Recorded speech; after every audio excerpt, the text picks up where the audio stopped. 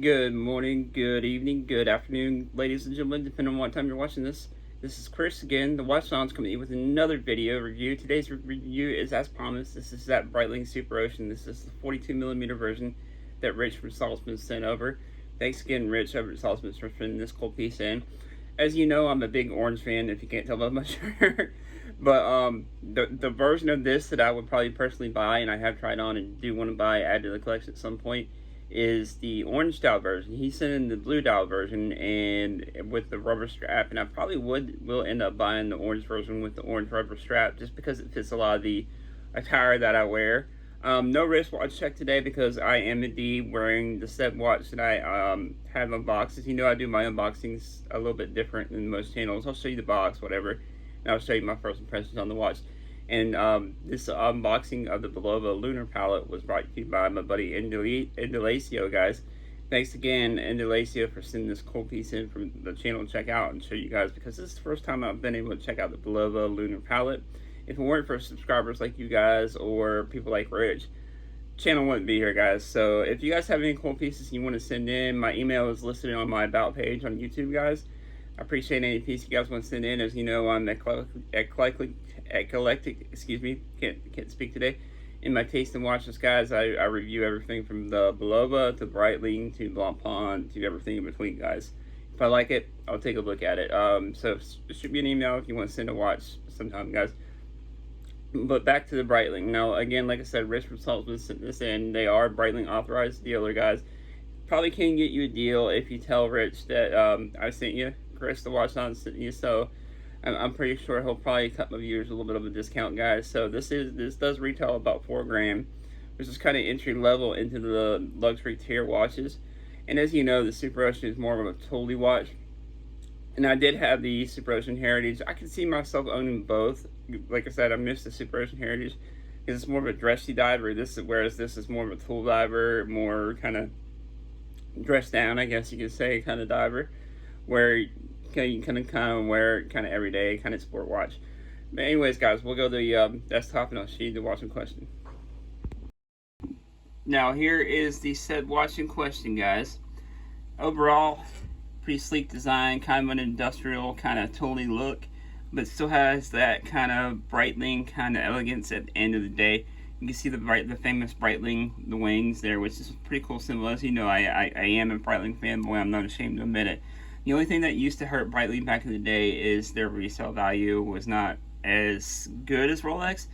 But I still think that they're a great watch, guys. And if that's what's holding you back on something like this, then you shouldn't be in the hobby, because at the end of the day, I always say, buy what you love what you buy. And I am indeed a Breitling fanboy. Again, I do miss my Superocean Heritage. I'll probably end up owning one of those again at some point, and one of these in the orange dial version.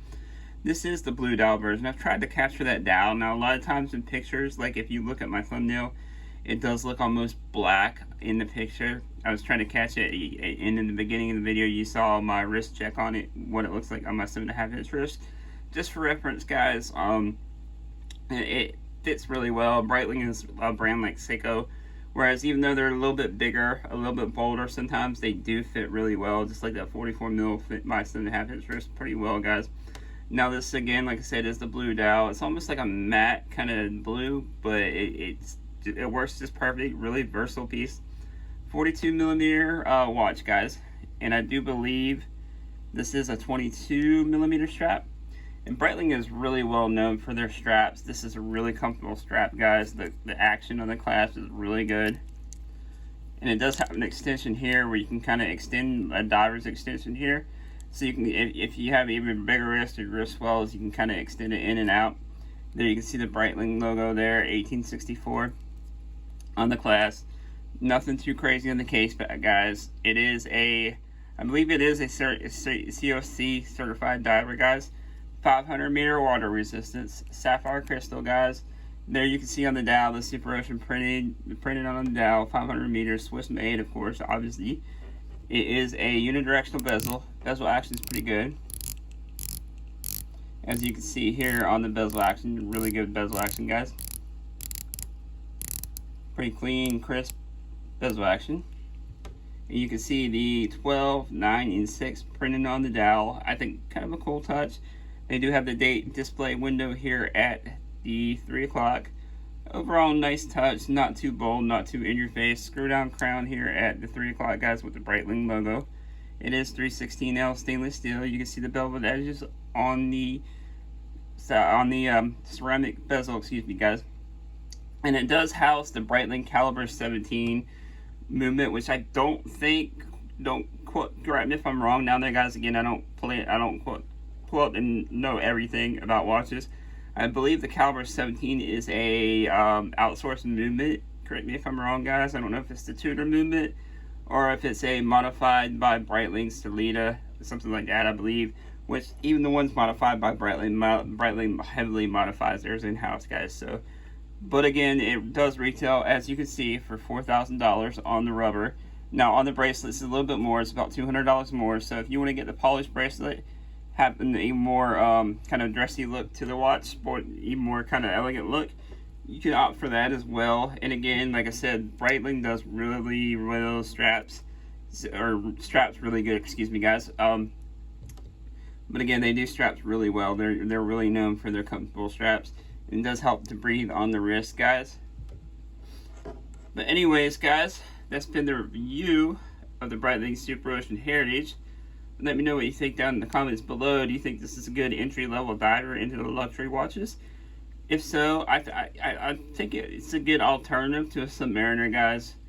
I feel like in these you are able to get at a discount usually, and they are available, unlike the Submariner, guys. So if you're looking for something other than a Submariner, definitely check one of these out. And again, like I said, thanks again, Rich, for sending this one in.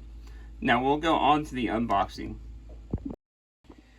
And here is the box that the Bulova came in. As I mentioned earlier in the video, I am indeed wearing said Bulova, guys. And thanks again, Indulacia, for lending this cool piece in.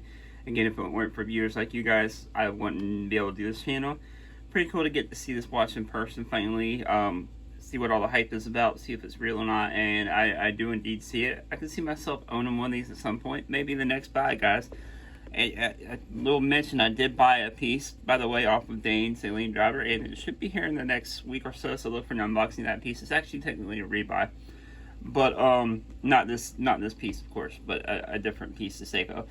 But again, thanks to Delacio. Nothing too fancy here with the cardboard box, here, the outer box here. Now, I do have the same Rolex AD that I've been to before. Christopher's is also a Bulova AD, so I may stop by there and see if they have any of these in stock. Maybe be one way to kind of start building a relationship with them. Kind of, you know, a more affordable piece to start with, I guess.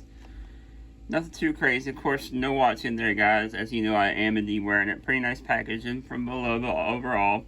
And I do believe these range from about $400 to $600, depending on where you get them. And of course, these are a little bit bigger, on the bigger side. First impressions, it fits my wrist, my 7.5 inch wrist, pretty well, guys. This is the bracelet version, which is probably the one I would get, just because it's the classic. And again, you see it's the chronograph, the Bulova Lunar palette. Thanks again, Indulacio, for sending this out. I'll leave a link to his Instagram page down below, guys. If you guys want to give him a shout out, tell him I sent you. Go give him a follow. He's got a pretty interesting collection, guys. He's got a really eclectic taste like myself, and he kind of buys what he loves as well, which is pretty cool to see, guys. Doesn't really follow the trends. Again, this is a cool piece here as well. This is my 7.5 inch wrist fine, and I think I could definitely see owning one of these in the collection at some point. First impressions on this. And again, look for a full review of this guy coming up, guys, pretty soon. Let me know what you think down in the comments. Did you like the Breitling review? Are you thinking about owning either of these watches? Do you have both of these watches? Let me know in the comments. Do all the YouTube stuff, like, subscribe. Thanks again for hanging around this long, guys. And share this video. Try to grow the channel, guys. And we will see you next one. Peace.